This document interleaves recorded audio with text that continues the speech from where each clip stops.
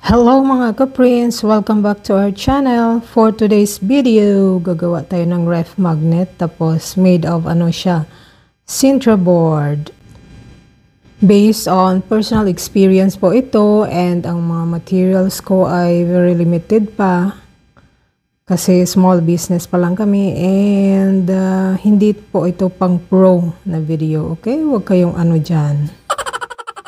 So, ang ganap dito ay nag-layout ako sa Canva, and then print ko using dye ink lang. Wala pa kasi kaming pigment ink. Yung alam mo yung natitirang mga Sintra boards from caricature, kasi gumagawa din kasi kami ng caricature. So mas malaki kasi yung sobra. So might as well use it sa ibang project.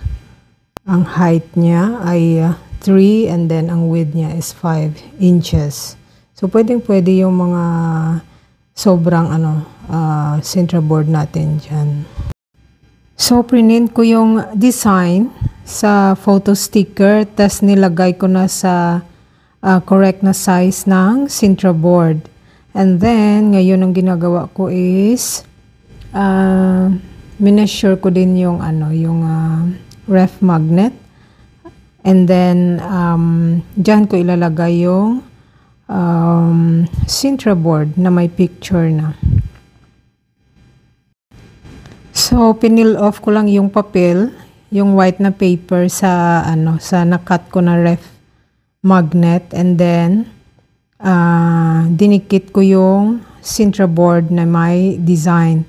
Tapos, meron yung mga sobra-sobra sa mga edge niya. So, yun. Ikakat mo ng cutter. So, tapos ko na siyang nakat and na-refine ko na yung mga edges niya. Pero, dino-double check ko pa rin. Triple check kung okay ba talaga yung pag-cut ko ng mga edges niya. Kung okay yung yung sa sides niya. Kasi, sa pagpa-practice kasi hindi, nung nagpa-practice ako, hindi masyado ganun ka-smooth yung gilid niya. Kasi nga, wala pa tayong machine, di ba? Hindi naman pwedeng, hindi tayo mag-try ng ibang way para magpag-produce tayo ng ref magnet. Kasi mahal pa masyado yung machine. Iniipunan pa. So, okay lang na ganito. At least, nakagawa pa rin ng ref magnet, di ba? Ideally, OPP plastic yan ang lalagyan ng mga ref magnet. Pero sa akin, yung ziplock na maliit lang muna, okay? Okay naman yan. Uy, di ba? Ito na yung mga pictures, finished products.